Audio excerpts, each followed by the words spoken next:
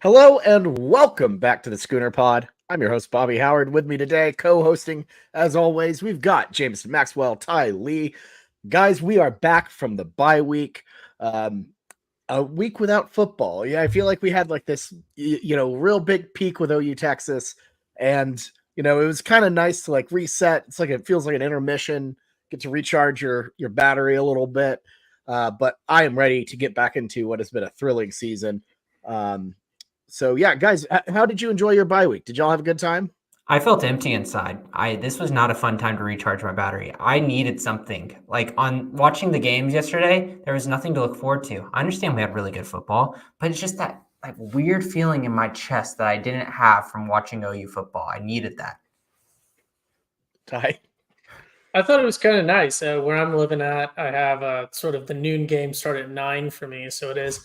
That's not an early morning, but obviously that sort of blocks out getting to do some other morning activities, which is when the weather's nice. So I enjoyed. I also had a week off of my other big sport being Formula One. So it was a nice little relaxation. Everything aligned, and yeah, I didn't really watch the one football game, I think, and that was the Oregon Washington, and that was a tremendous game. And yeah, so I enjoyed it. I don't know. James is not built for bye weeks, but I get that. I feel like everyone just kind of shoved everything into this bye week where we had just a bunch of events. We were running around, just doing a whole bunch of stuff. And look, on one end, it was nice to not have to do football for a week, but on the other end, I had to do chores. I had to do, errands. Chores and errands. I went to Ace Hardware. Do you know how? I had to go to Ace Hardware. It was heartbreaking. And do you not do chores and errands on times that there's football? Oh, well, no, I mean, I'm usually at a ball game on Saturday, so it was like, oh, well, this is weird, but that's usually a Sunday item for me. That is the most disgustingly millennial clippable segment. It was a terrible weekend because you had to go to Ace Hardware. Oh, it was actually not that bad. I'm just thank goodness we're playing UCF and they don't have any real men over there. So the funny thing is we're gonna rejoin our tier maker that Ty and I did from the preseason, see how things have changed. And a famous comment from that video is 2 Zoomers, one. What was it? I gotta pull it up now because I completely forgot. Oh yeah, so 2 Zoomers, one video I can't relate to. So essentially, we are just doing the same thing over again. Right, but this time, with the knowledge of half of a season of football. And now I'm in it. So, we're going to throw a little bit of bad takes into that mix that surely won't end poorly or like age poorly by the end of it. It was just Jameson and I when we did this, wasn't it? Yeah. I'm pulling up the exact comment. Yeah. It's an alternate video title, 2 Zoomers, 1 pod, 0 mutual interest. Oh, man. Well, in my defense, I get to be the wild card when there's 3 of us. I had to take a more reserved, muted tone with Jameson when we were breaking it down. I had to be another adult in the room. So unfortunately, I was not able to go in on people as I would have liked to in the preseason tier making. Yeah, man, that's fair. Right. Well, so yeah, in case you caught that from Jameson, but we are, as there's no game to recap, we are going to kind of recap the first half of the season by breaking down tier groups, revisiting that from this off season. And yeah, let's just go ahead and dive into that, Jameson. We will talk about UCF later. We notoriously don't do very in-depth previews, so we'll do the standard one, just not enough to fill a full show. I think we'll talk about John Rice Plumlee for about at least 15 minutes, though. Oh, well, I mean, yeah, well, of course that'll happen. So yeah, Jameson, let's get that pulled up here. It's shared. There we go. There we go. All right, so we have our tiers. If you're unfamiliar with the tier system, or, well, I guess listening on podcast, we're essentially going to rank all of the position groups into these 5 tiers. D, obviously last, C, B, A, and then S, which is like next level special type stuff. So Jameson, what did y'all do last time out? Where did we have everything standing in May? Yeah, so obviously if you're watching on YouTube right now, graphic design is one of my passions because this tier is not the prettiest thing, but I feel like Ty and I made a pretty decent list for what we were thinking of at that time. So we did not have anyone in S tier. We're still obviously not trying to be too Goonerish, but we had the safeties as the only team the only position group as an A. We were obviously very high on them. For the Bs, we have linebackers, quarterback, defensive line, cornerbacks, running backs, and tight ends. In the C, we had offensive line and wide receivers, and no one at the D. So it's going to be really interesting because there's going to be some things that stand pat, but I think that there's a couple here that might take a big dip, question mark? Y'all really went out on a limb there with a lot of these. But well I told you, but Bobby, I told you I didn't get to, wasn't up to me. We didn't get to use some of my rankings. Acting like that he's the victim here. Look at this, the B tight ends. I fought hard for that not to be a B. I wanted to put him at an A. Y'all had three of them that weren't right in the middle. Only three categories. So let's shake it up a bit. Obviously, it's apples to oranges, but our tight ends have put up stats that are comparable in the scoring to Drake May, who you guys think is an amazing quarterback. So I don't want to hear. Okay, let's just dive right into this. This feels like a segment. Let's rip off the Band-Aid, get right into it. Tight ends are like a D. Yes, there's no doubt about it. Throw them all the way to a D. Come on, the tight end room. Tight ends are a D. No, I'm not arguing that. Thank you. Yeah. The way that football is right now, like you said, I mean, you see it with Kelsey and the Titans, Kelsey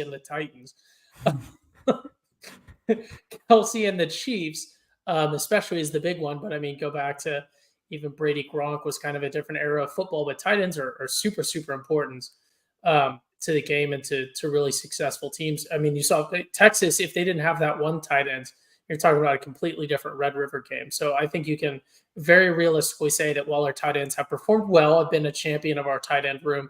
They're just not up to where we sort of need them to be for the ceiling of this team. I don't think they've performed well. I will push that back. I think that they've just been present. I'm not going to say they've done poor. They've just been present, and we have not really engaged them much in this offense, even though they play a lot. And I'll continue to say this over and over for the rest of the season. I understand why Austin Stogner gets a lot of snaps. With the tempo that we play, we want to have him out there as a utility Swiss Army knife to where he can be an extra blocker or he can be an extra receiver to where if the defense can't sub, that makes it really difficult for them to guard. So I understand why it's there. It's just I really wish that we had a guy that was a little bit more versatile in the passing attack. Yeah. I mean, sorry, Bobby. You can go. You got it. I was just going to say, I mean, it's like, it's what you're talking about, Jameson.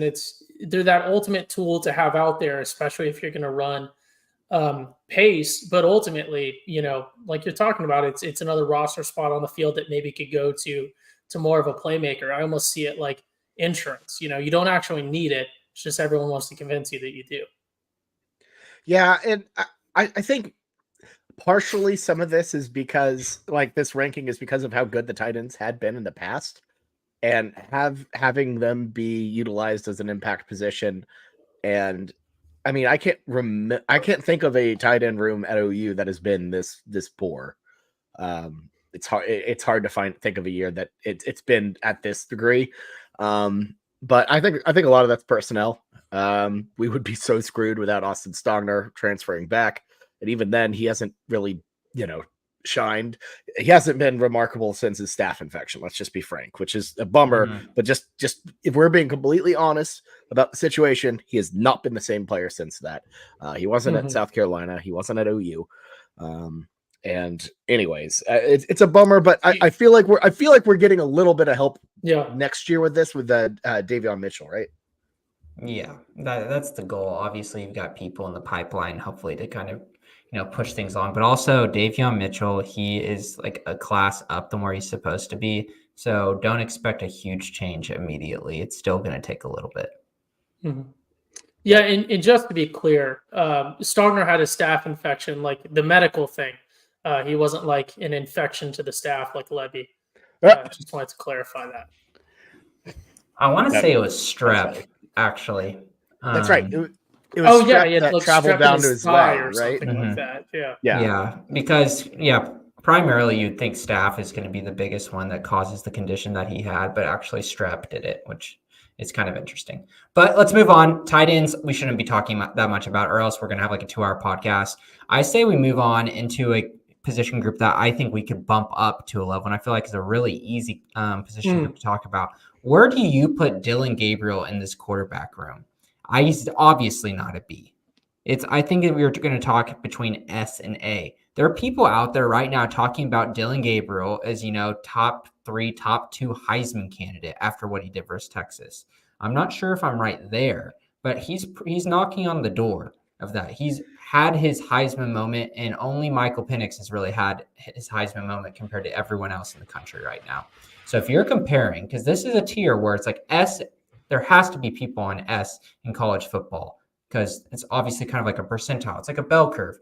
Right. I think you've got to have a conversation of putting Dylan Gabriel on the S, but what we know as OU fans and what some of his weaknesses are, it makes me want to put him at an A.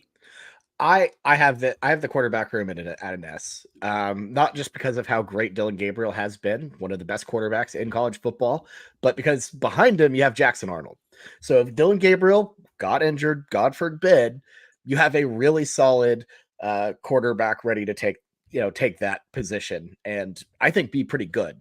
We've seen moments, flashes of him actually throwing the ball and not being used as a battering ram, but when we've seen him, he looks really good. So to me, not only do you have a guy who is in the conversation at least to get to New York, but you also have a backup that I think is capable of running this team. Probably not as good as Gabriel just due to experience right now, but I don't think we'd be as screwed as we would have been last year because we have Jackson Arnold in that room. And I think that's as good of a situation quarterback room wise as we've seen between a 1 and a 2. I guess genuinely since I guess Caleb Williams and Spencer Rattler, but since like last quarterback room since 2 years ago. Yeah. But still, it's still like not a common scenario. But yeah, look, here's the thing. It is unequivocally S tier, even not factoring in Jackson Arnold. I think Dylan Gabriel, again, here's my piece with him that I've been saying for the past couple of weeks. He is as close to perfect as you can expect when you employ him within his talent set. And here's the inverse of that. Pick any player. I don't care who it is, what position group. If you try to use them outside of their talent set, they're not going to be good. I think at this point, you can have your qualms with Dylan Gabriel. You can say, oh, maybe he's not that great of a deep threat, although we seem to have been able to mitigate that and employ him deep when needed and really figure that out as of late. But I think any argument you make towards Dylan Gabriel just doesn't hold up, in my opinion. When you put him in a situation where he can succeed and where his skill set matches up, he is so good. Look at that throw that won the Red River game. He was in that was a big boy, big time throw to be under that amount of pressure, pocket collapsing, keeping your eyes down the field, under pressure. He plays well under pressure now. He has really stepped in himself. I think realistically, he's currently, I'm looking at the BetMGM Heisman odds. He's third right now.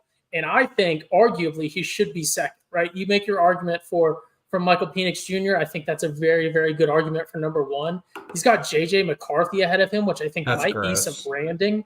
But Dylan Gabriel is at third. Right behind him is Jordan Travis. I think that's a pretty big talent gap and stat gap between Jordan Travis and then Dylan Gabriel. And then rounding out the top 5, you have Jaden Daniels, who, I'm not going to say is maybe a bum. He's just a stat machine. That's all it is. Yeah, and then you have Drake May down there, who's not even a stat machine. So I don't really know if you can make an argument that he can't be in the top 3 of the Heisman odds as of right now. He passes the eye test. He passes the stats test. You can make whatever arguments, but I think he is unequivocally in the S tier. And then, Jackson Arnold, the icing on that cake.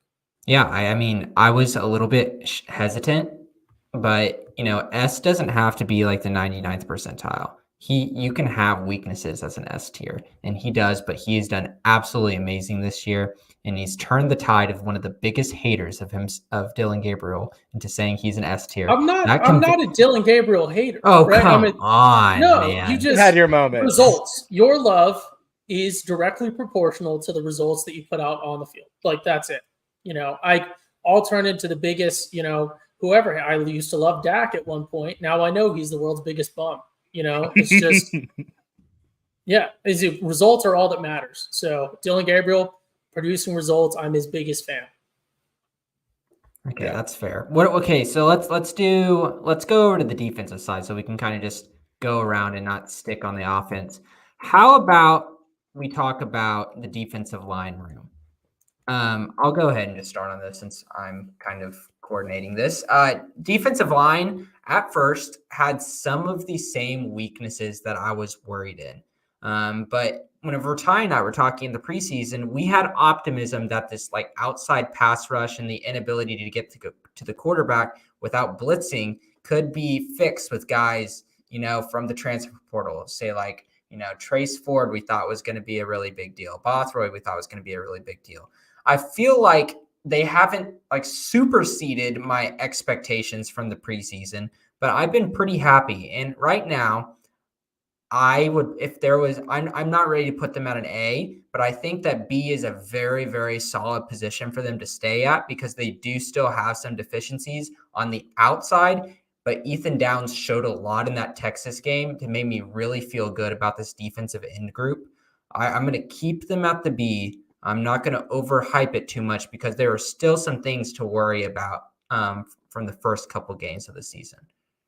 Yeah, no, I think they were a unit that was teetering on that was kind of C, kind of B before Texas. I think they're a firm B after Texas, just because I think that was one of our biggest surprises of that game was how well they performed, how much pressure they put on that, pretty solid Texas O-line.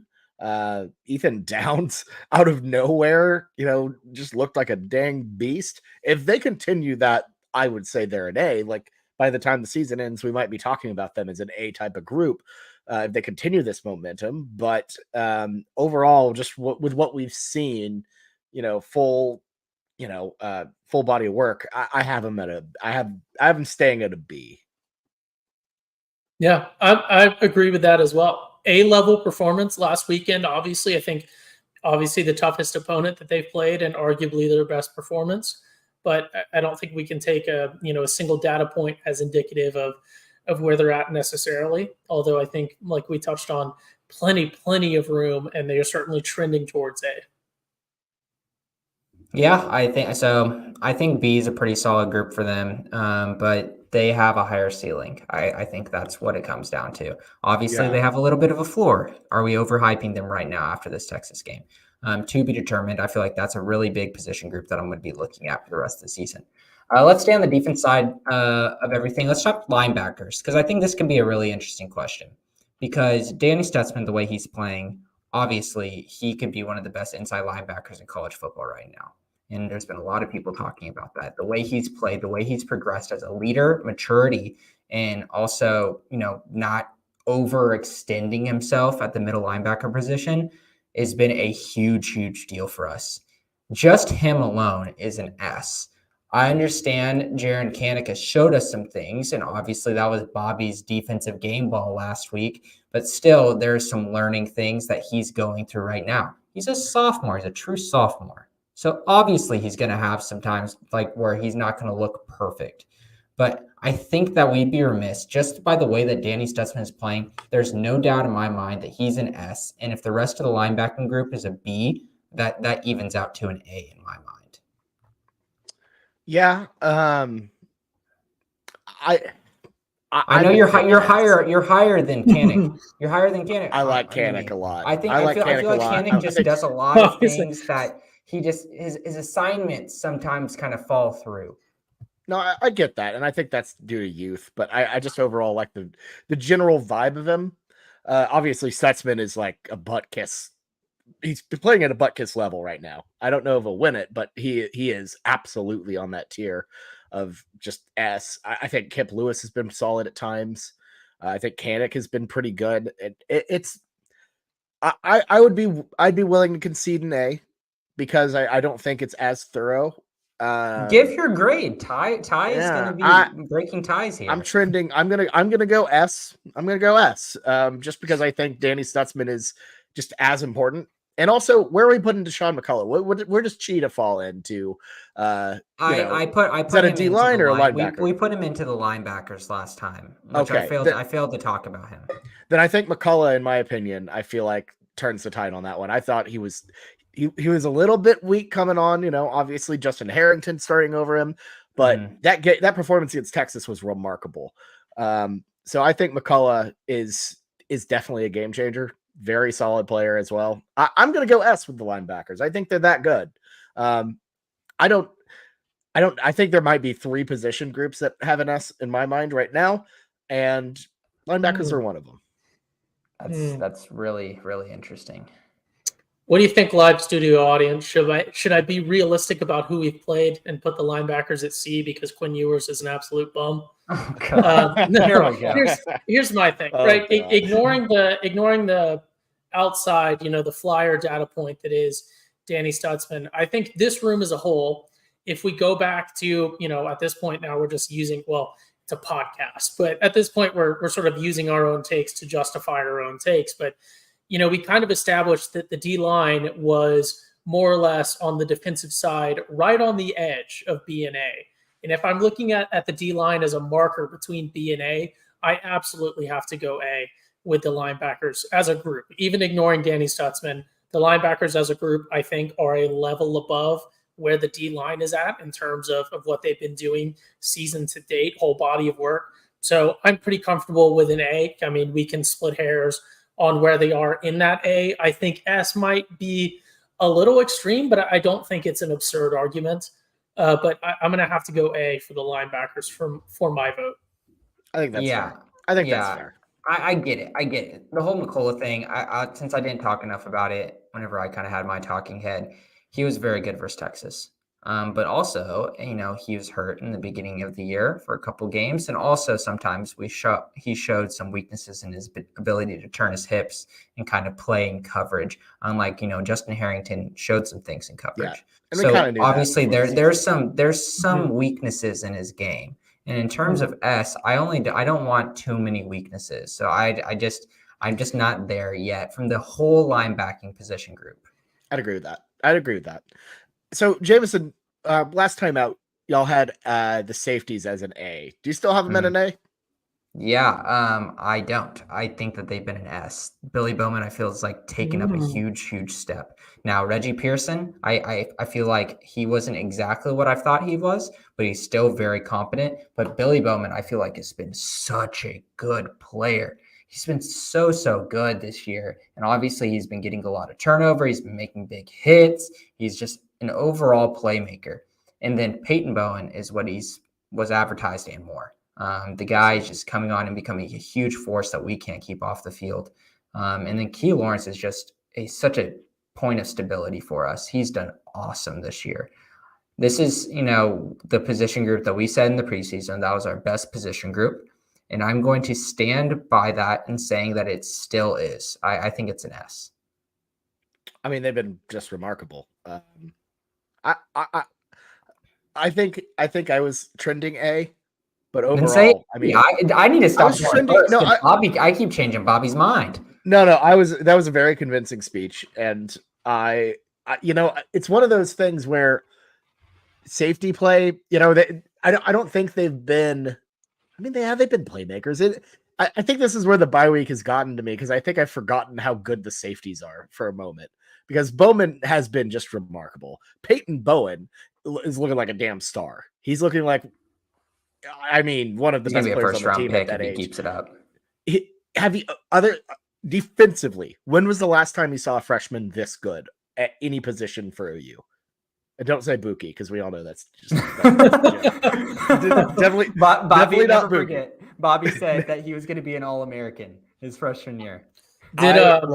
I looked into the crystal ball and I saw Peyton Bowen and not Buki. Did dear friend of the pod and best OU defensive player of all time, Zach Sanchez, did he play as a freshman?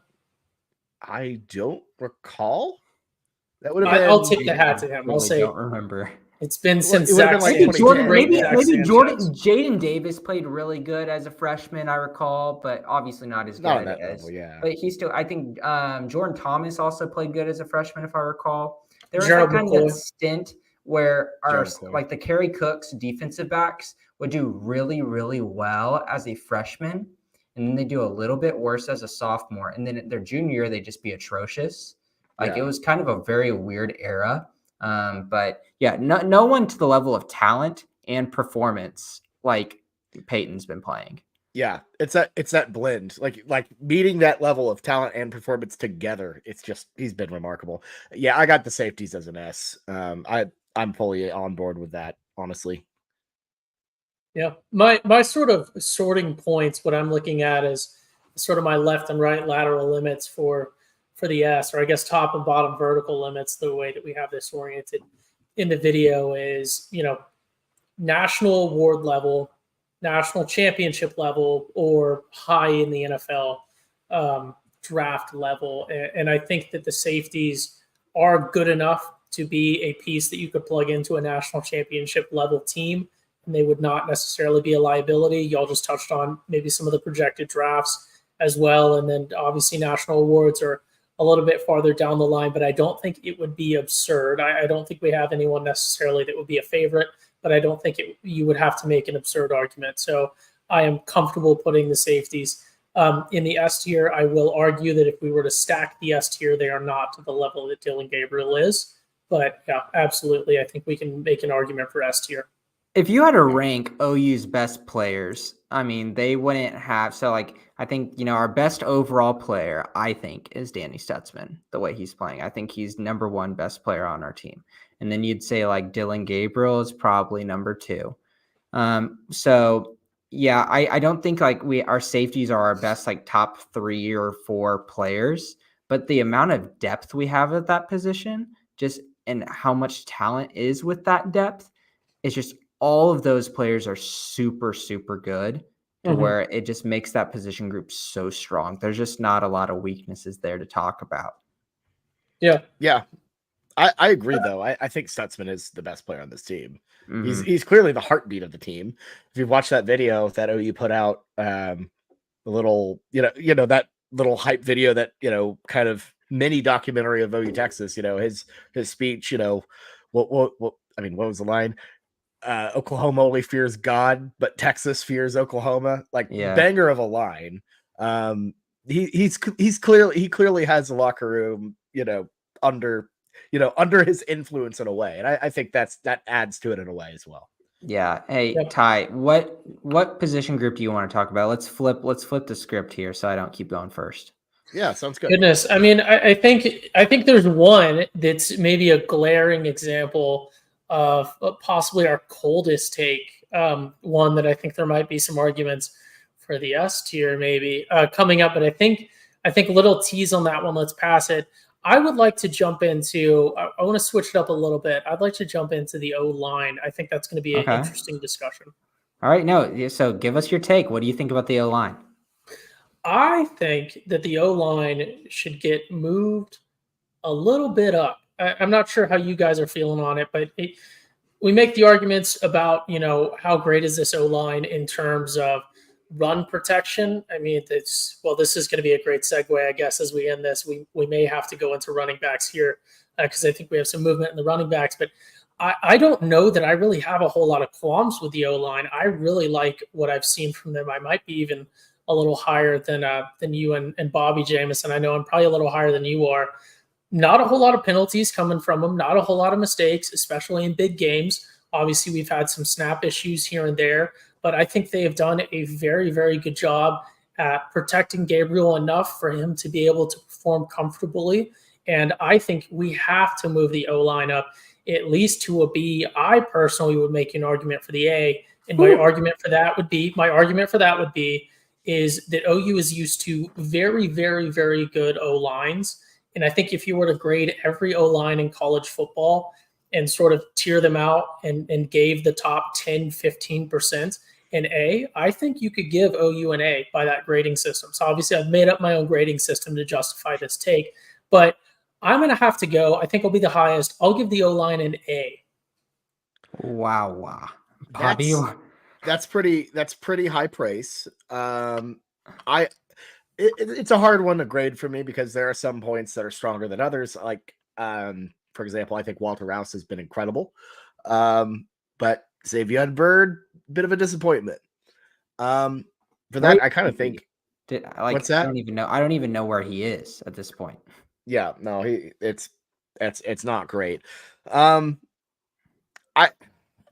think I'm thinking maybe a bump to B, just because I don't think they're actively bad, but I don't think they're very good either.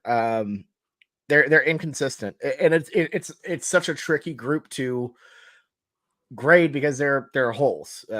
And on one end, McCade Matire, not done for the year apparently. Big gaff last week. I apologize for that one to anyone who heard that. McCade is okay. He is not. He should return this season.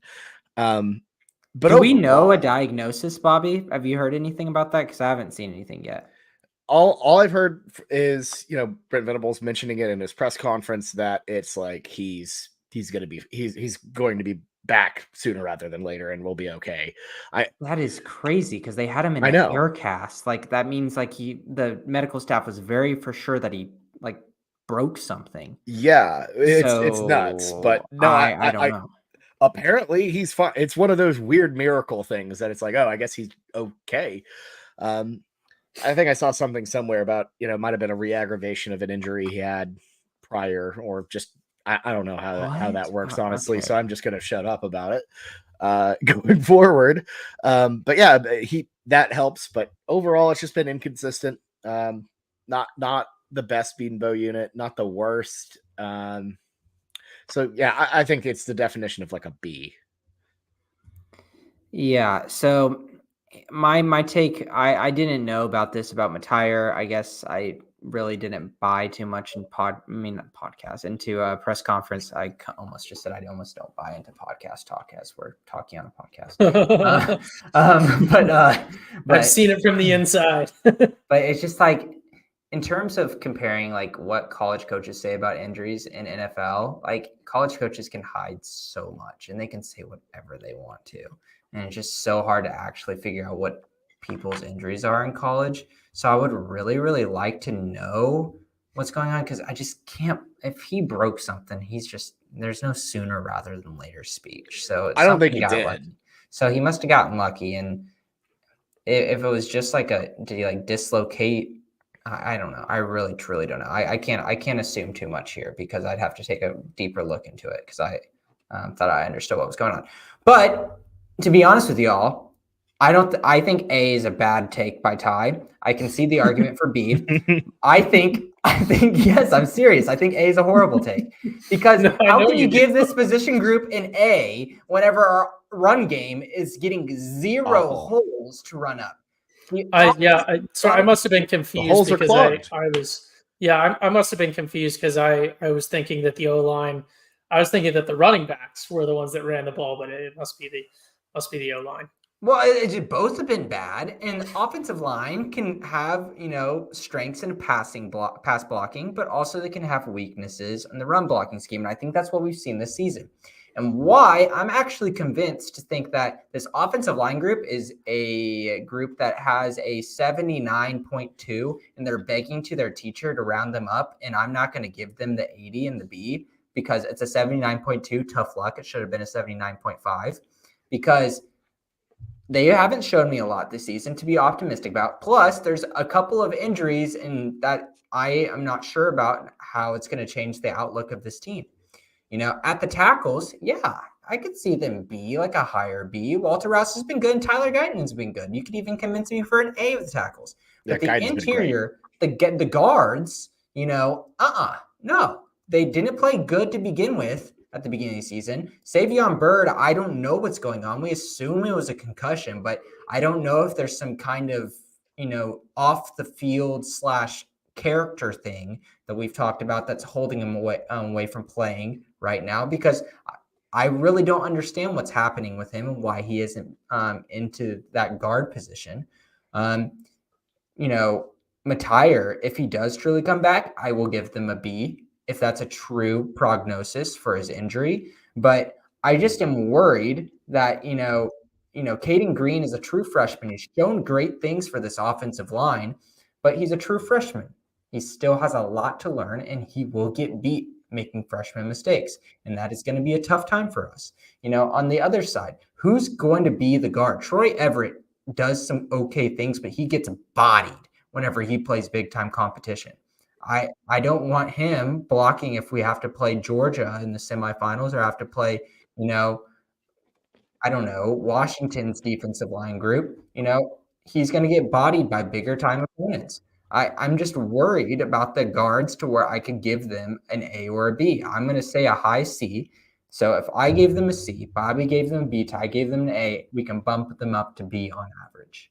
Yeah, I think it's a fair B average. Okay, That's fine. And Ty, you want to talk about running backs now, right? Got it. That makes too much sense. Yeah, go ahead and lower that on down. Where's the F tier? What's the letter that comes after F in the alphabet? I don't know what comes after F because I wouldn't tell you. But whatever's lower than that. If there was an F, if there was an F, the running backs would be right next to the special. Put him down in the tornado shelter. Send him to D. Send him to D. The running back. There they go. Running back room has been a total disappointment. That's not a secret. That's not a surprise. We've basically given up on them as a unit. I think you can kind of tell from Jeff Levy, just not running. It was strictly running Dylan Gabriel as the biggest run threat, which has been effective. But I mean, Marcus Major as your feature back has been uninspiring. The mystery of what happened to Javonte Barnes and Gavin Sawchuk is just a huge bummer, huge disappointment. And Tawee Walker, I think, has been good, but not feature back good. He should get all of the carries, but let's just be honest. The guy is just kind of, he's a one note type of running back.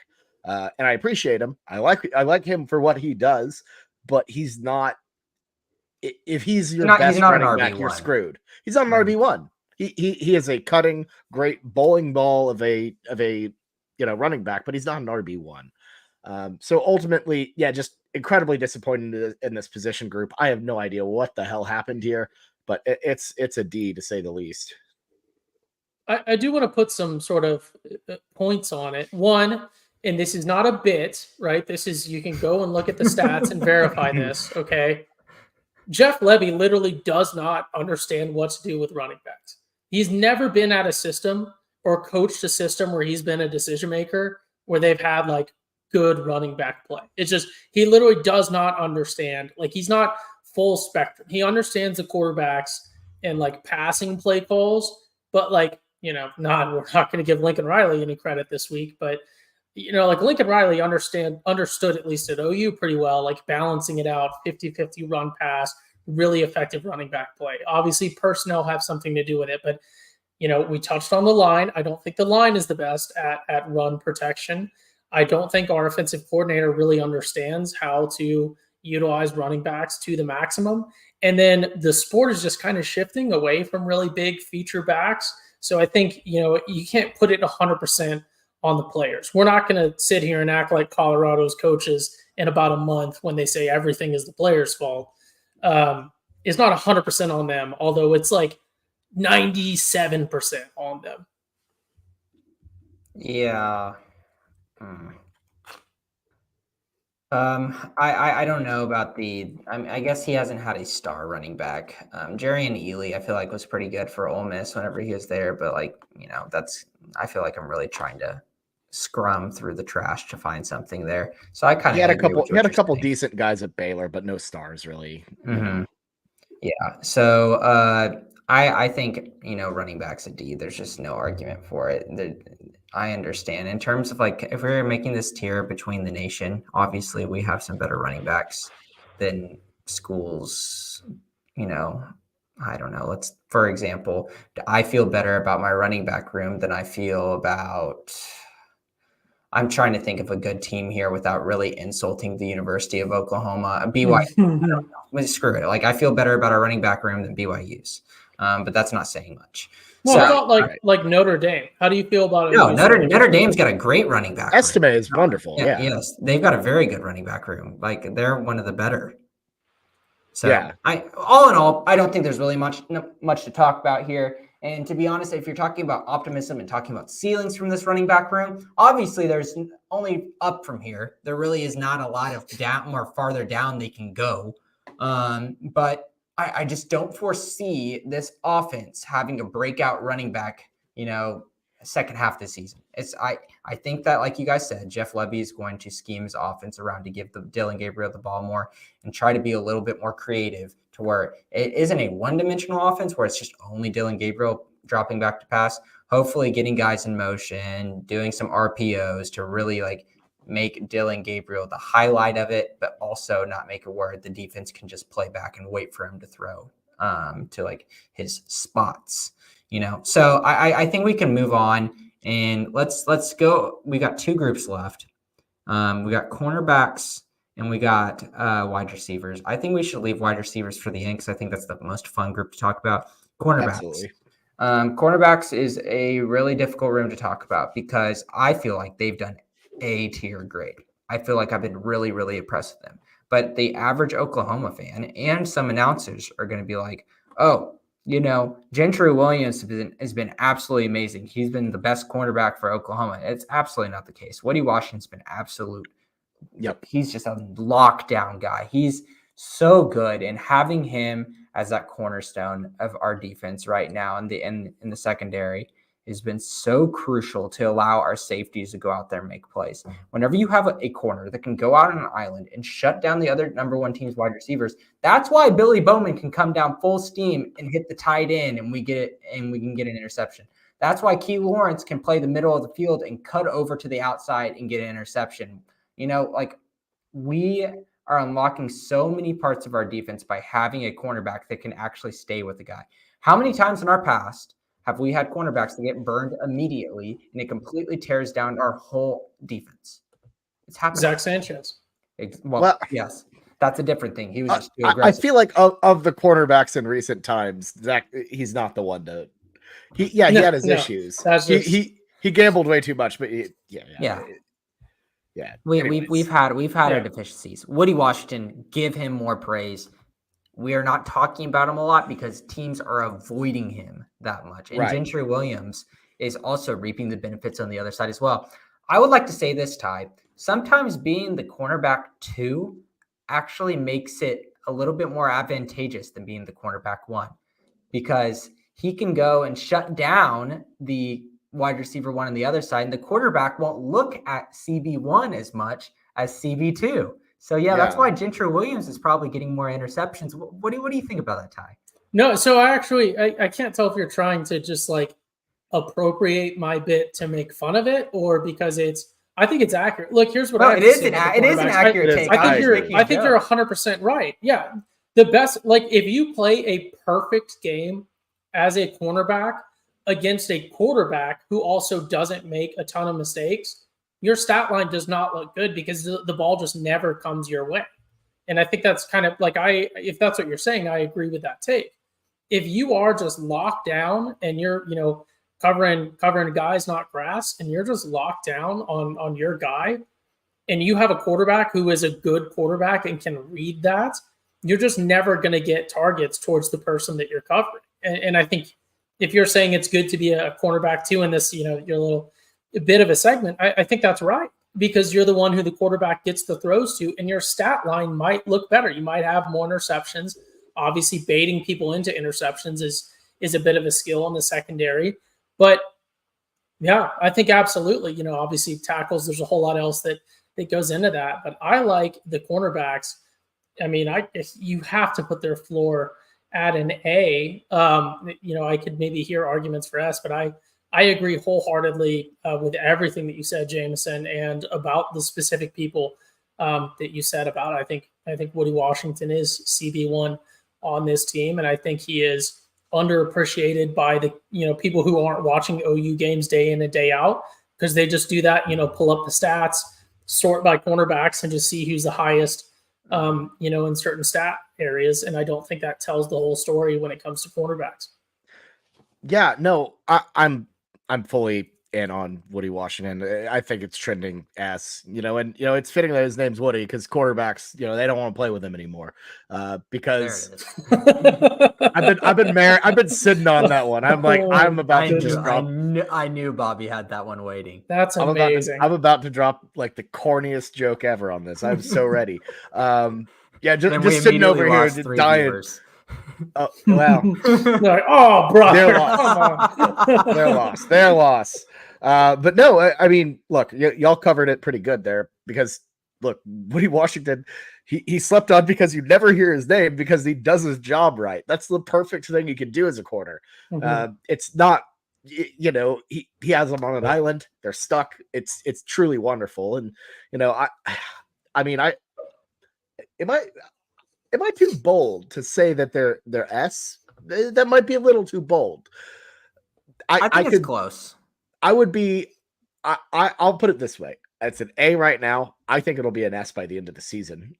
Just because I feel like Gentry Williams, has been kind of developing. He's been growing, and I think he'll grow into like an S tier type of guy by the end of the year. Woody Washington, though, he's remarkable, game changer. Just by doing his job, never hearing about him, but truly an unsung hero for sure. So yeah, I have it as an A, but I could see any arguments for C there, or for S. Ooh, okay. Definitely not C, but yeah. Yeah, here's the thing, because I don't think they'd be an S, because in the Texas game, whenever Gentry was hurt, and obviously Kenai Walker's been out for a little bit, we had to put Key Lawrence in at the cornerback position. So in terms of depth, that made me worry a little bit. I've really liked what Kendall Dolby has done. But if Kenai Walker was healthy and he was playing like he did at the beginning of the season, I could listen more to your S conversation. Right now, yeah. I'm just a little bit worried about our depth at that position. But I think Kendall Dolby has been a nice surprise for us. And obviously, I want to Josiah Wagner getting all the hype in this preseason and not really doing anything this season, also due to injury, has been a disappointment. But our top tier guys with Woody and Gentry are A's. There's no doubt about it. I think, my sort of cap on the cornerback discussion would be, I would put I'm kind of swayed by Bobby's argument as well. I would almost put them as, and I think this is the ceiling. This is a pretty, generous interpretation of their play, but I would sort of put them as that demarcation point between A and S if I had to. Well, yeah, I don't know. Yeah. I think the linebackers. I forgot we had the linebackers at A. I think linebackers and cornerbacks are pretty similar in my head. Yeah, I think they're pretty similar. I think Danny Stutzman better than Woody Washington, but it's close. I think Gentry Williams better than Jaren Kanak. It's not as close. So one's just way louder than the other. Mm-hmm. Linebackers, much flashier. Yeah, exactly. All right, final position group, wide receivers. And I feel like this is going to be a really good, interesting topic that we'll have some back and forth on. Before the Andrew Anthony season-ending injury, put him at an A. It'd be a huge jump for them. I think they're at a B right now because I still feel like there's a lot to prove. Jalil Farouk has been hot and cold. He's shown some great things. He's a really, really good player. Just need to see a little bit more consistency from him. Drake Stoops, great start to the season. Isn't as statistically dominant as I thought he was going to be this season, but he's still been great. Gavin Freeman also, I feel like I was expecting a lot more from him. He hasn't done as much from my perspective these past couple games. But we have gotten some guys that we were big on in the preseason that are actually showing out. Nick Anderson obviously is the guy that everyone wants to talk about, and everyone's going to continue to hype him up as this next huge guy. I think he is that. But let's remember, guys, that he had one reception for 1 yard in the Texas game. He got the one. He got the big pass. But let's remember, 1 reception, 1 yard. He's always been a guy that this season where he's just taking everything into the end zone for a touchdown. But in terms of volume, we're not there yet. I think this is now his opportunity with Andrew Anthony coming off this bye week. Hopefully he can solidify himself there. But to be honest with you, I still wouldn't be surprised if we're going to see, Jalil Farouk, 6 catches, and Nick Anderson, 3 catches, Jaden Gibson, 2 catches, Gavin Freeman, 3 catches, Drake Stoops, 5 catches, and just not have a guy who's going out there getting 8 to 9 catches a week. So I see your argument. I had him at an S before the Andrew Anthony injury. I'm trending towards the A right now just because of lack of depth or like a little loss of depth there. And here's the thing. I think you're looking at it as each individual receiver, which is, I think, a fair way to look at it. I'm looking at it as a whole unit. I love how this team can, have moments where sometimes you have a player go all the way off. And then other times, he might not go off, but somebody else steps up. And that complementary style of the room, I think, to me, it elevates it. It's fair to say, oh yeah, they're not getting the volume, that sort of thing, but it all works within itself. And it's, to me, I think it's an A. I'm going to go with an A just because I want to see what happens now that you've lost a major piece at Angelo Anthony, someone who I would go as far as call, essentially the newcomer of the year on offense, regardless of what happens the remainder of the season, I suppose. But it's just that's a big loss. But this team has shown that, and this unit has shown that it can bounce back and be resilient and, cover each other when the others are down. So overall, I have that as an A. I have that as a very, very strong point. What Emmett Jones has done in less than a year is unreal. Got to give the man his flowers. That was a massive upgrade at coach, if you ask me. So, yeah, I like the wideouts. Put them at A. I think they're an S. Wow. I think as to use a bit of Bobby's justification, I think if you evaluated them from my perspective, if you evaluated them player by player by player by player, if I use Jameson's methodology, I come to the same conclusion that Jameson did, more or less. If I look at them as a group, like Bobby just touched on, when one guy isn't clicking or one style isn't clicking or something like that, other ones step up. And I think any arguments that you can make towards, well, we haven't really seen this in regards to certain things, it's just because that piece doesn't fit into the offense. Super long, super deep, catching the ball in stride, because that's kind of been the key to OU developing this a bit more of a deep ball threat. But those big deep bombs where you're catching, a pass that's 50 yards in the air in stride and something like that, and being able to repeat that game after game because you have like a Hollywood Brown who can make that happen. We're not seeing, but I feel like if we had that talent, we still wouldn't really necessarily be seeing it that much. So I think if you look at this OU team and what we need, and then the ability to where no matter what, someone in that room is producing, no matter how the game is going, it fits someone's play style. They are all so complementary. You have the old experience with, like Drake Stoops. You have the young future with Nick Anderson. You have guys who fit into really, speedy, really weird systems like Gavin Freeman is utilized sometimes. Obviously Andrew Anthony, big blow to this room and to this team. And obviously we hope that he recovers very quickly. But you have people that stepped up. I mean, we saw absolute S from them at some moments during the game against Texas. And I know I didn't do it for other rooms, but I think they have absolutely carried us. I think the fact that people understand that we don't have a real credible run threat outside of Gabriel, sneaking or the play devolving, is putting a lot more pressure on these receivers than there would be if we had, a really, really credible run threat back there.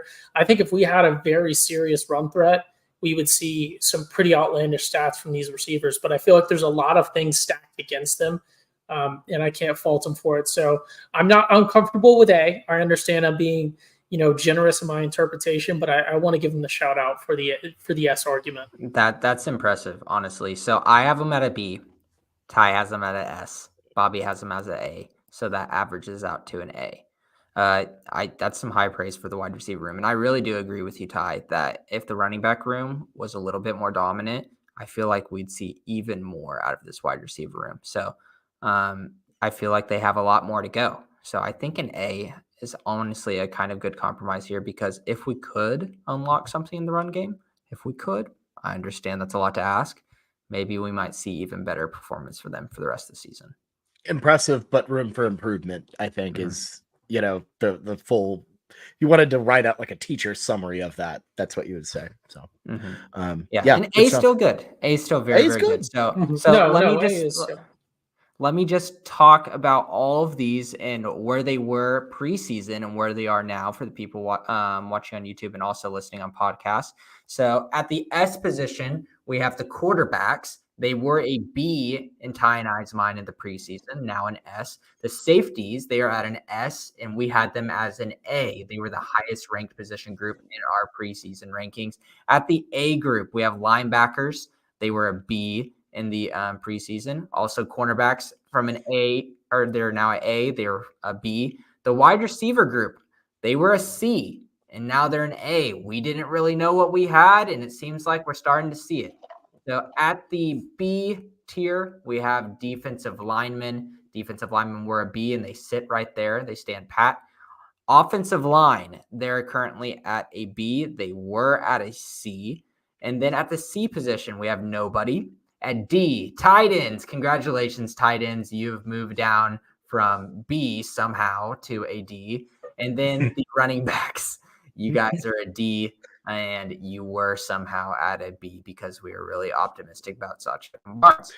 But I understand the running backs a little bit more than. Yes, The I tight understand ends. it too. Yeah, we were hyped. We had Yeah. young running backs that came in with different skill sets that I thought were going to be like, a huge part of our offense. We thought the running backs are better than our wide receivers. Now we're talking about S's and A's for the wide receivers, and the running backs, we barely even talked about them.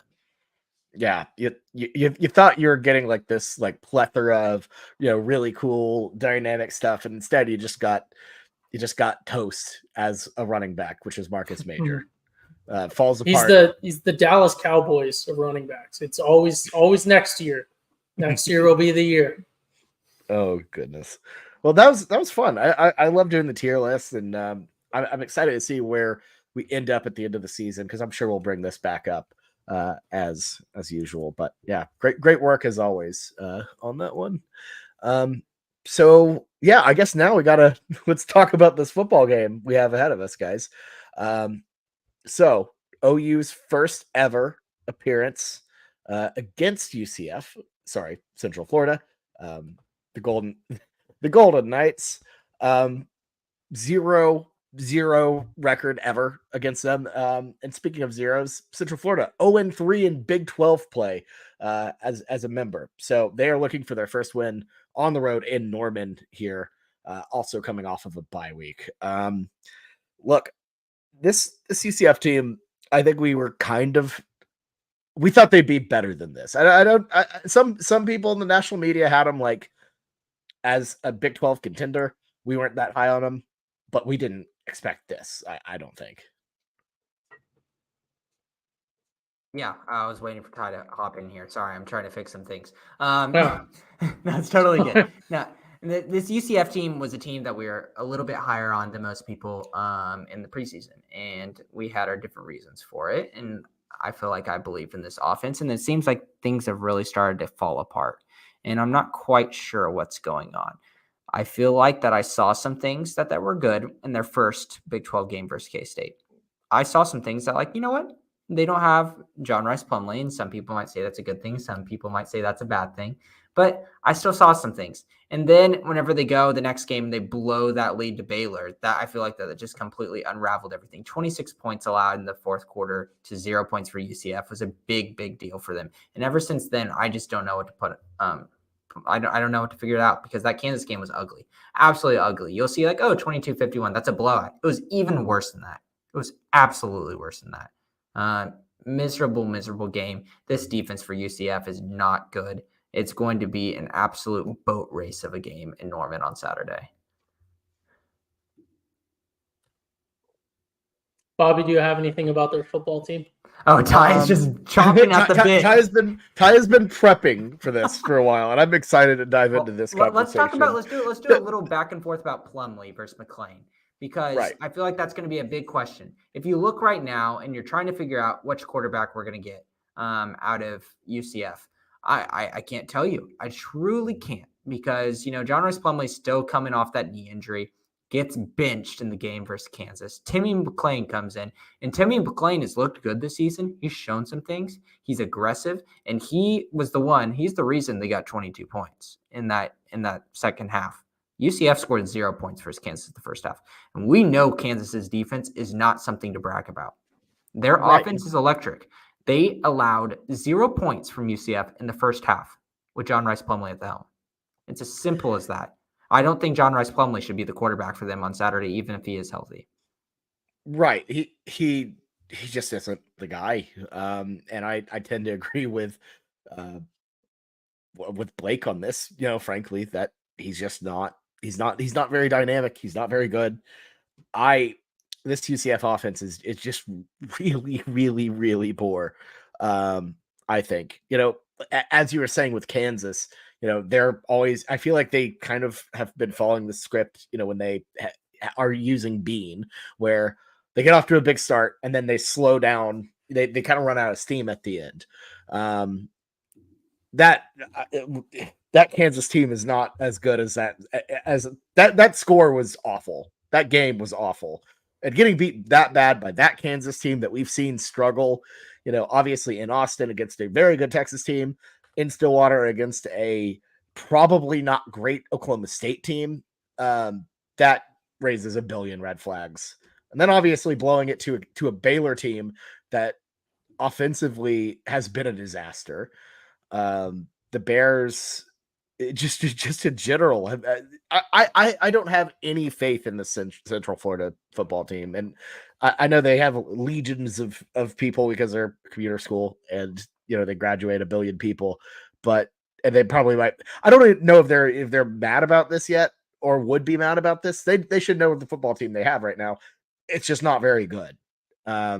So I'll say this. I think the smart thing is to sit Plumlee. They probably won't. But yeah, you got to go with the more dynamic quarterback that can actually, put something up against just anybody. I don't know if McClain is good enough to do that against Oklahoma. I would trend to say no. He'll make some plays. He'll make some plays. Well, yeah, like everyone makes some plays. I think he's a playmaker. Yeah. He'll make some turnovers too. That's for sure, especially with our defense. Yeah, I could see that. I think Central Florida is just really not in a good place here. Not this year. Yeah, I think Ty doesn't even want to talk about this football team. He only wants to talk about one thing. Ty, no, there's two big important names I think that OU is going to have. I could pick several more because unlike Central Florida, I have a list of names to pick from. But, Shannon Lucid comes to mind, one of the first or in the first class of female astronauts ever selected by NASA, obviously an OU grad. Fred Heiss, Apollo 13 astronaut, also holds the record for the farthest that a human has ever traveled from Earth. Owen Garrett, there's so many that I could name, astronauts that have actually attended the University of Oklahoma. Central Florida, I don't think has ever produced an astronaut, and they're nowhere near the list of top schools that produce astronauts. That is, of course, the Naval Academy.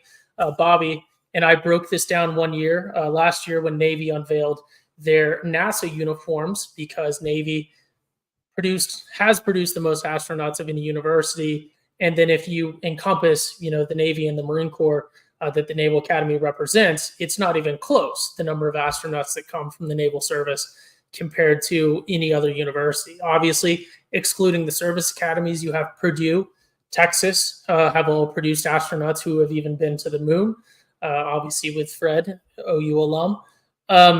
There's so many things I could say. Central Florida fans will then say, oh, well, Central Florida was established to help provide technical expertise because they wanted a community college by the Kennedy Space Center, blah, blah, blah, blah, blah. There are so many other schools that produce more NASA employees that are not astronauts than Central Florida.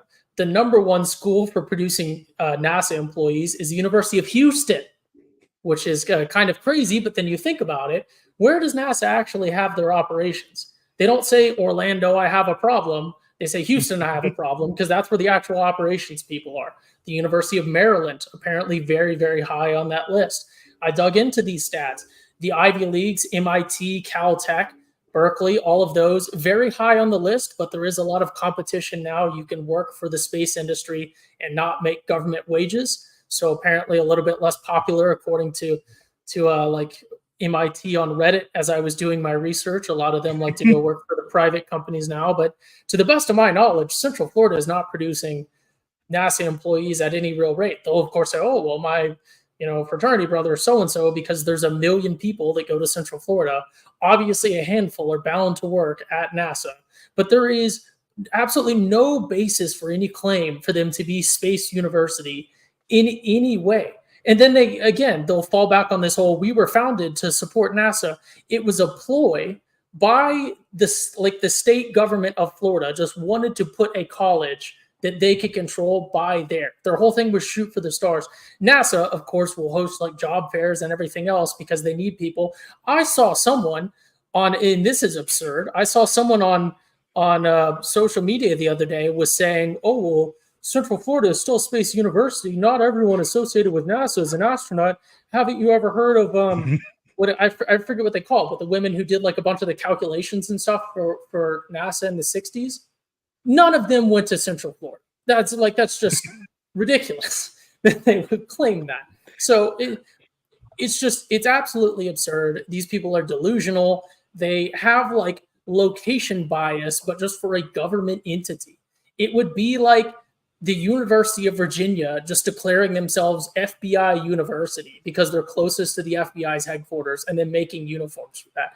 It's so absolutely absurd. I don't know where the IRS is headquartered, but someone should do IRS themed uniforms because they're the closest to the IRS headquarters building or something like that. It does not make sense. OU produces more astronauts, more people contributing to space exploration and anything else than UCF does, even though Central Florida gets like a bazillion at bats. It's absolutely crazy. These people are mentally ill. And what does Carolina Blue have to do with space? That's true. It's the sky, apparently. It's a cool looking uniform from a design standpoint. It is a cool looking uniform. But, it's sky colored. That tells you everything you need to know. They don't know that space is not sky colored because they've never been there. That was incredible. This everything is I wanted for. And here's the thing too, like it is kind of funny. OU would be like, could you be like National Weather Service U? But that's at least it's on campus. Yeah, that's true. Like you could at least have an argument for that. And that would be like a college team in Tulsa naming themselves the Hurricanes because the National Weather Service is also in Oklahoma. It'd be that level of absurdity. Do we know the story of why Tulsa is called the Hurricanes? I read it somewhere. It was something like I think they wanted to be the Tornadoes, but they realized like that was probably a little off-putting. So I think it's just like a big dust storm. It's not. But they say cyclone farther away. Cyclones maybe. I calling yourself Big Dust Storm would not be. Cyclones is a sick name. Kind of fun for a team. The Dust Storm. The Tulsa Storm. I'm gonna look that up. I have to know. I have to know the solid one. I feel like that's something that you definitely know. But yes, thank you, Ty. We needed this because it's been a long time coming to finally just put it down in stone of UCF being the biggest fraud of a Space U program.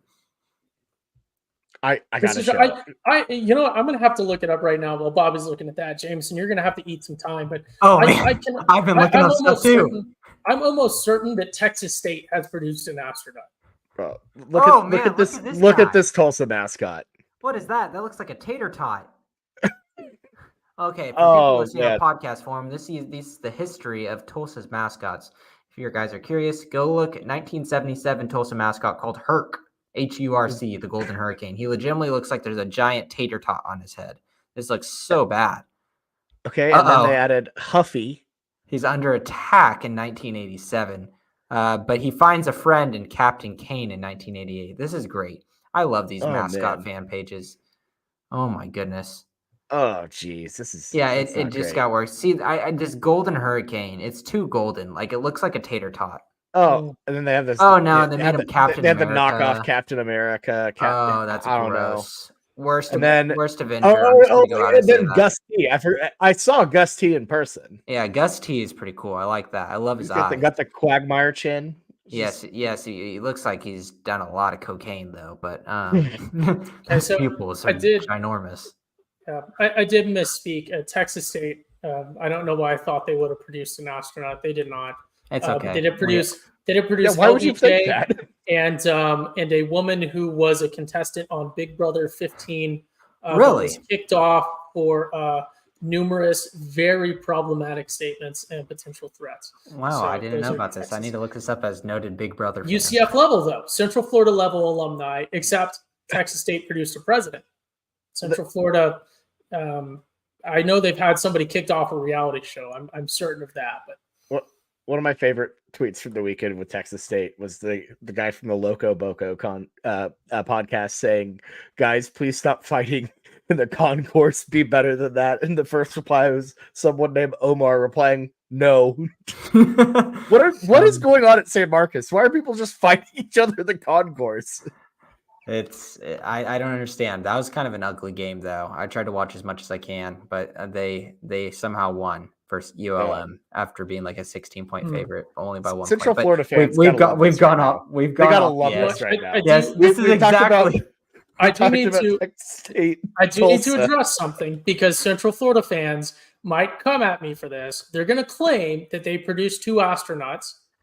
Is not true because one of the astronauts that they claim went to Arizona, and then the other one went to would you look at that? Embry-Riddle, which is also right next to NASA and is an actual aeronautical university that's respected. So I don't know why they would claim an in-town rival as one of their alums just because I guess participated in part of a graduate show. But yeah, like Central Florida, to their credit, has someone who once was a part-time host on a Golf Channel show. And then it looks like someone competed on whatever X Factor is. And yeah, plenty of very notable, very well-respected alumni of reality TV have attended Central Florida. So, and that is your Central Florida preview. I was gonna say big shout out to Embry-Riddle. Definitely do have a lot of aerospace engineers. I was at that graduation. Shout out to the one person at Embry-Riddle who went to Embry-Riddle and got a communications degree. They said just one person. It was great. They said what? I don't know why they would do that, but good for them. Yeah, cool school, nice stuff. Definitely more Space U than UCF. Central Florida, not Space U. Yeah, there we go. Well, that's our UCF preview, I guess. We know things about the quarterback position of UCF / Central Florida. Surface level knowledge of Central Florida, but yeah, I don't know. It should be fun. I always like seeing new teams. It's always kind of cool, should be a really cool environment, even though it is 11 a.m. for some God who knows reason. But a lot of people coming in, homecoming, all that good stuff. I don't know. It feels like a game that OU could break out the Unity uniforms for, those grays. So you never know. But anyways, let's just wrap this pod up. This pod has gone off the rails. It is sputtered. It is floating in space. So let's go ahead and wrap it up. Thank you all so much for listening today. We appreciate all of your views, especially those joining us live on this Sunday night. Always appreciate it. If you haven't subscribed yet, make sure to hit that subscribe button. Give us a like as well on YouTube. And if you're listening the next day, make sure to rate us 5 stars on your favorite podcasting app. If you really did like it, if you didn't, then just, I don't know, turn off the podcast. If you didn't, then why are you still listening? For one, that's kind of surprising. Like, yeah, that you would subject yourself to a bad podcast for this long. But anyways, not a bad podcast. We're great. We're 5-star men. We're a great podcast. But hypothetically, if you didn't like it, then what are you doing? No hypotheticals. No hypotheticals. All right. Well, so that is all we have for OU UCF. You can find our picks to this game coming up live on Wednesday for the weekend spread, as we always do, 7:30 p.m. Central. We'll bring in Boat and Blake, as we always do, to go through all those. Not an eventful weekend. Not like anything happened in that that slate. Nothing remarkable. Nothing exciting. No Hey, Island did you guys boys. know that UCF gave an honorary degree to Bill Clinton, so they actually claim having a president alumni? It's absolutely disgusting.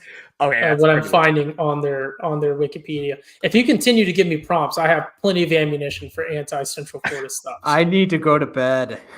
UCF claiming a president. I mean, they just claim stuff that isn't theirs. Their famous alumni page is just full of them listing current or past Central Florida professors and administrators.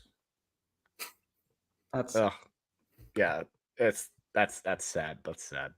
But all right, for me, Ty and Jameson, this has been the Schooner Pod. Thank you all so much for listening. We'll see you back here next Sunday when we recap UCF way more in depth in the preview. And then preview is it Kansas next? Who do we got next after this? It's KU, right? no idea. Yeah, geez. Yes, Kansas. At Kansas. Oh, That's correct. at And then Kansas. Bedlam. I know Kansas Bedlam's and after Bedlam. that. And then I'll get to see the Bean Man in person. That'll be fun. I'm returning to face my demons in Lawrence. We'll talk all about that. It'll be great. But yeah, anyways, Jameson needs to go to bed. So do we. Have a good one, everyone. Boomer Sooner. Thanks again for watching.